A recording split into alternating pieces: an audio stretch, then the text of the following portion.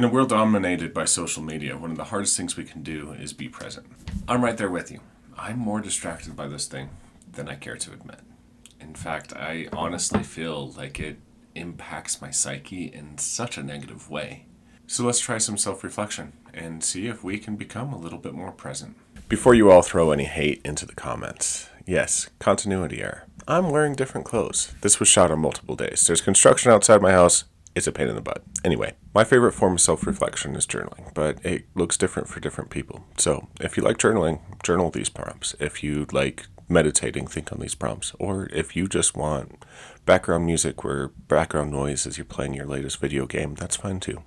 Take this as a podcast. Anyway, let's jump into number one. We're putting on our sleuthing hat. We're becoming Sherlock Holmes, if you will. You see, prompt number one is figure out why.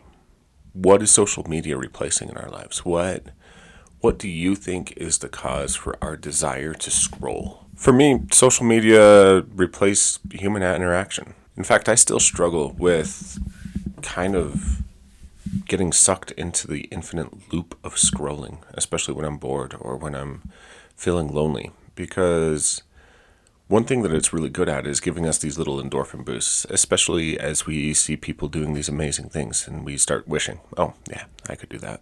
Or, oh, wow, that person looks really good. Or maybe one day I'll be able to do that. And then we just get sucked in. So when I'm lonely, when I'm feeling bored, when I am looking for something to do, I pick up the phone and I scroll.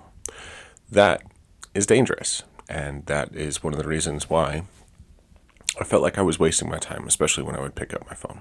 So for you, what is social media your crutch for?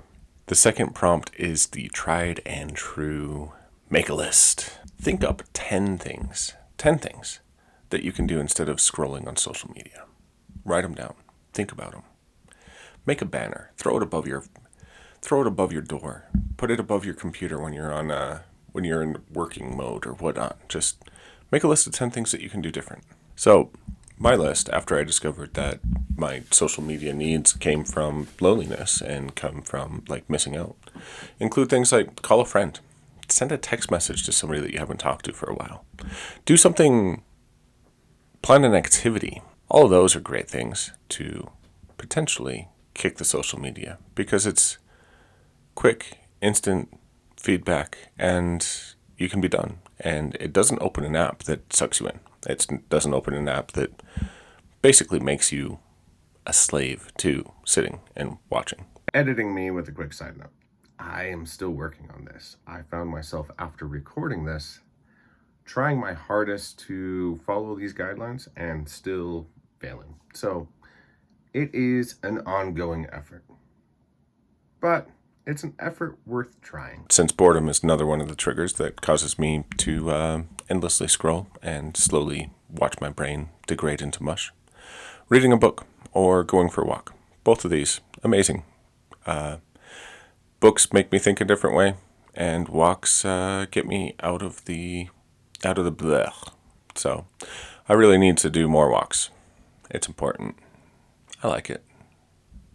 I don't know. What are yours?